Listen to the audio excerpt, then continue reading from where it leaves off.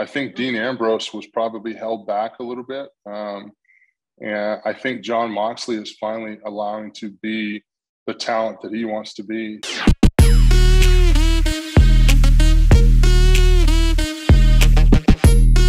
Another person who's making waves right now, I mean, who was in the news very recently, is Wardlow.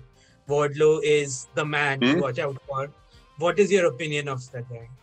I think Wardlow's got all the tools. I mean, he's working really hard. So far, he's been able to maintain a position of prominence with television. He's finding out who his character is. Wardlow's coming into his own. I think it's just for Wardlow, it's just reps right now. I mean, he's looking fantastic. You see the shape that he's gotten in the past 2 years, how he's changed his body and really stepped up for the responsibility of the role that he's taken on for AEW. He's firing on all cylinders. I think the fans love him.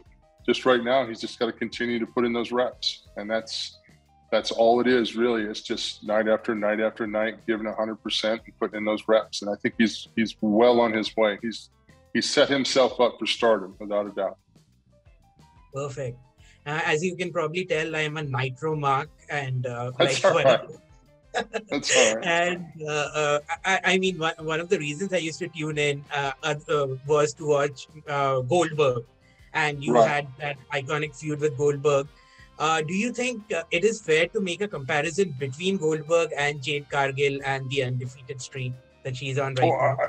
I think so. I think anytime you can accumulate a very solid undefeated streak, I mean, no one had ever seen anyone do anything like that till when Goldberg came along. I mean, Goldberg at the time was this incredible, explosive, futuristic, out-of-the-box type of competitor. I mean, he was nothing like any other wrestler in wrestling at the time when Goldberg came on the scene, and he maximized all that potential. Jade Cargill is the same thing. I don't think I've ever seen a female competitor of Jade's stature. I mean, Chyna, absolutely. Chyna was a powerhouse like that back in the day, and Joni was an incredible talent. But at the same time, Jade has had that opportunity to really get the championship runs, where I don't think Joni got a chance to get the championship recognition early in her career that she should have gotten. But Jade's been able to step in that spot, and she looks tremendous. I mean, you know, you can't help but look at an athlete like Jade Cargill and know that she's a step above everyone else. I mean, she's just a top-tier athlete. You can, you know, whether you want to admit it or not, you look at Jade Cargill and you know she's money. So, and that's just the way the cookie crumbles. That's facts, Jack. Amazing. And another guy who's in the news is Jon Moxley, the interim champion right now. How different would you say Jon Moxley is from Dean Ambrose?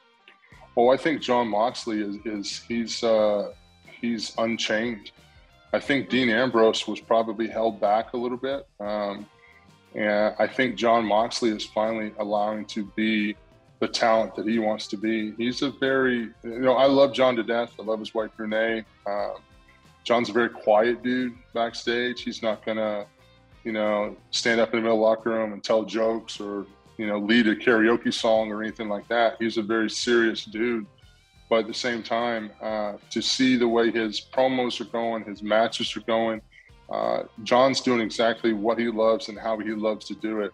And I'm so happy for him that he gets to express his character the way he wants to and has that freedom in AEW. So I have been told we are running out of time. One quick question to end the interview.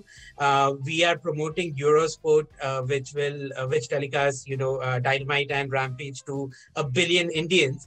One of the Indians who's making a move is somebody everybody has been comparing to yourself. Do you see potential in him? Absolutely. I know exactly. Satnam, right? Yeah, he is. Wow, there's so much potential there. He's an incredible athlete, incredible student. I've had a chance to work with him a lot on the side and help him with a lot of little things.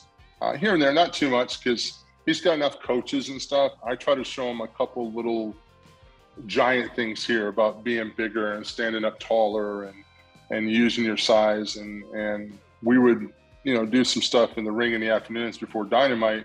And I'll say, okay, when you go back to your training school this week, work on it. We'll see how it goes next. And he comes in the next week. Everything that I asked him to do the week before, he's done. He's improved. He's getting better. He just needs time. absolutely think if he stays with it and stays as driven as he is, he's going to be a hell of a talent for AEW.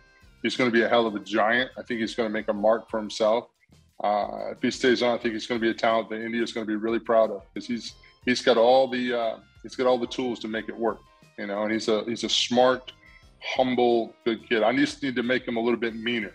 That's the big thing. If I can make him a little bit meaner, he'll be all right. So that's my goal, is to make him a little bit meaner, then he'll get it. Perfect. One last thing before I sign up. Okay, one question, which is like one word, like that's all I need from Paul. Right. What if there was a forbidden door in the 90s? Right, like that is what we were all thinking of as kids. Who would your opponent or the other side have been?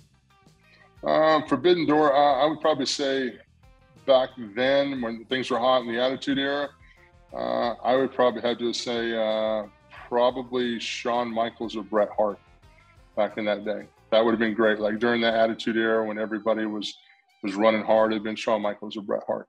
Would have been great. Probably Bret. I would have liked to work Bret, because Bret was amazing with big guys. Not that Shawn wasn't. Shawn could do anything. But one of those two guys, definitely. Thank you so much. It's been an absolute honor, and I hope to catch up with you again. Thank you. Make sure you tell Bill I said hello. I will do that. Thank you.